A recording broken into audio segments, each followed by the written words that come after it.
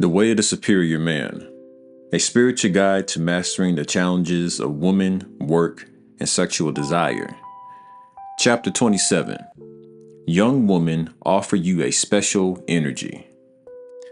In general, youth in a woman bespeaks radiant, unobstructed, and refreshing feminine energy. A young woman tends to be less compromised by masculine layers of functional protection built up over years of need. Traditionally, young women were understood to offer a man a particularly rejuvenative quality of energy.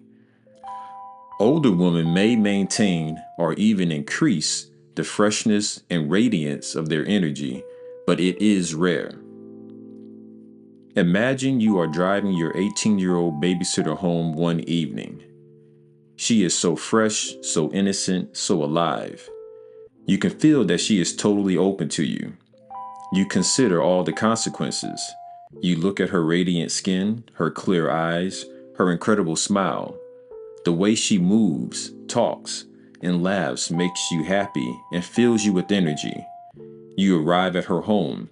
She says goodnight, leaves the car, and enters her house.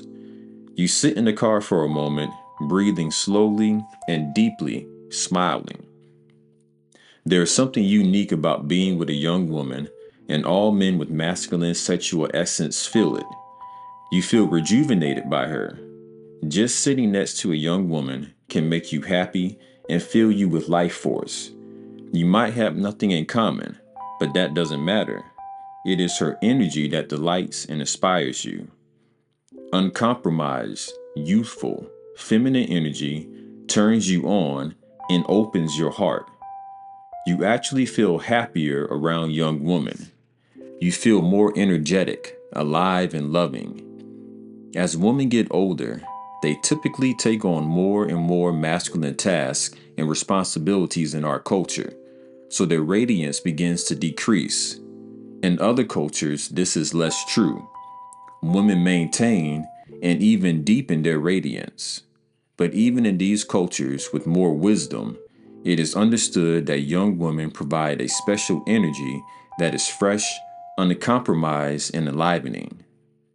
Our culture reduces this youthful energy to a sexual thing, whereas it is actually a whole body transmission of energy, affecting the heart as much as or more than the genitals. In other cultures, young women were honored for their gifts of spiritual rejuvenation, tending to holy sites, and performing sacred arts, not just ogled for sexual titillation.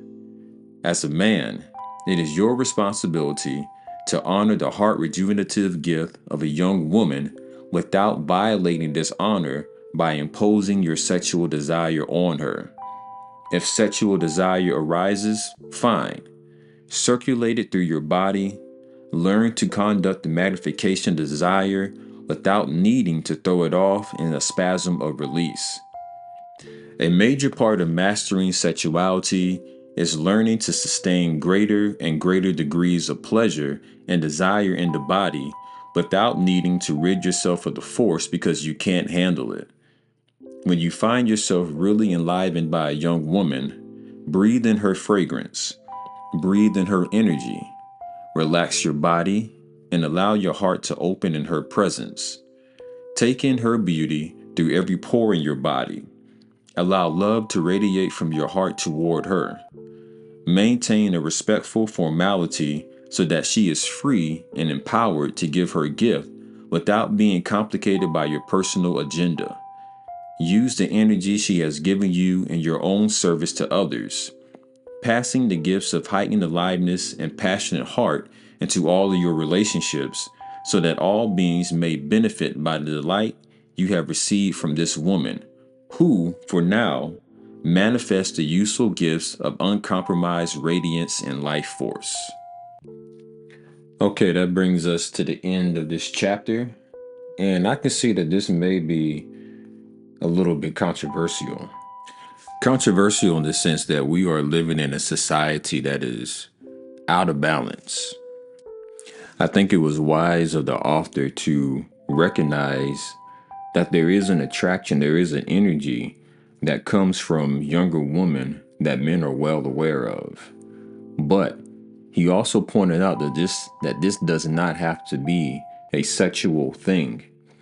And that's what it often gets brought down to, that we're just looking at them from a sexual perspective. And I know it's controversial as well, because you often see these middle-aged or older men getting with these younger women, and there are older women and other people who are saying, well, he's just doing that so he can control and manipulate her easier. And that may be true. What is also true, or what also could be true, is that this man is recognizing that he feels a certain way when he is around this younger woman that he doesn't get from older women. And I know the women who are moving past their youthfulness, they feel a way about that because it is a competition. And naturally, I don't think women really like competition in that way. There's a lot of single women out here who are looking for a man, and they realize that these young women who are coming into the game, they got to compete against them. And their youth is something that they can't naturally compete with once they reach a certain age. And because our society is so out of balance, it does often come down to just being like a sexual thing. We put so much emphasis on looks and not on, what I want to say, and not on the wisdom that you can get from someone. You know, one of the best things that I enjoy about my woman, that I've always enjoyed about her, is our ability to talk to each other. I love the conversations that we're able to have. I can explore a wide variety of topics with her. And even if we don't always agree, I can respect her opinion and she can respect mine. There's a lot of men who are dealing with women who they don't respect their opinion. They don't see them as intelligent. They don't want to talk to them. So when they get tired of being with them after a while, they'll go and, break up the marriage or break up the relationship and go and get a younger woman. I think Leonardo DiCaprio is famous for that. Once a woman gets to be a certain age, he breaks it off with them. I think it's 25. I think after 25, he's like, all right, that's enough. And he goes and finds someone younger. But again, this doesn't have to be this way. The author pointed out that it's in our society that women have to take on more and more masculine roles as they get older. But to the women who don't have to take on those masculine roles, who can really rest in their femininity, there is something special about that. If I've been around much older women who just had such a strong feminine presence and feminine energy, it just made you feel good to be around them. And it wasn't a sexual thing either. It was more so they just had good energy. They had that easiness about them. They made everyone around them feel good just by their presence, just by the energy that they're putting off. It's a shame that we live in a society that drives that out of women as a survival mechanism. This also brings up that conversation of women choosing to be with the bear rather than the man. That's another example of how we're living in an unbalanced society, because so many women have had such bad experiences with men. And I'm not just talking about, like a bad breakup. I mean, like men physically hurting women, sexually hurting women, all the horrible things that come with that. That is something that happens quite a lot. And that's because we are not dealing with superior men. My goal with reading this book out loud to you guys is that we can get more men starting that journey to be a superior man. Our society is really suffering from that. The lack of true masculinity. Like forcing your will on a woman or any other person, being a bully. That is not masculinity. That is somebody that is out of balance. Once we have more superior men in the world, society will get better. We will create the type of place where our women and children can exist in peace. And watch how that will change. I'm excited to see that. One of my favorite books is Dune by Frank Herbert. 6 books in the series, I believe. 6 or 7. The author died before he could finish it. But in the book, there is a female order called the Bene Gesserit. And if you're familiar with Star Wars, you can think of them as like a female Jedi order. It's all women, and they're the secret power in the universe. They're the power behind the throne, really the ones making the decisions. But there's a quote in there that I think is relevant to this chapter. Now, instead of having like a Jedi master, the women in their order who have reached that rank are called Reverend Mothers. And the quote says, "The Reverend Mother must combine the seductive wiles of a courtesan with the untouchable majesty of a virgin goddess, holding these attributes in tension so long as the powers of her youth endure. For when youth and beauty have gone, she will find that the place between, once occupied by tension, has become a wellspring of cunning and resourcefulness. I messed that word up. Resourcefulness." So basically what he's saying, when they're young, they have the power of youth and beauty to use as a weapon. They can get men to do other things. People are, they talk about pretty privilege, but there's a lot that goes along with that. Beautiful women often have trouble making friends with other women because of a certain level of jealousy. But in this sense, she uses those tools, her beauty and her youth. She learns a lot.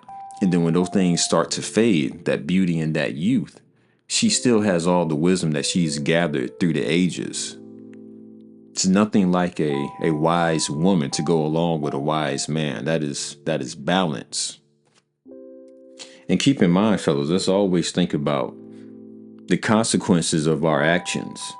Like, you can be attracted to that younger woman, but you have to think about it like a chess move. All right, so if I give in to this attraction, if I give in to my sexual nature, if I just decide, you know what, I'm attracted to her, I'm going to have sex with her, what is going to happen from that?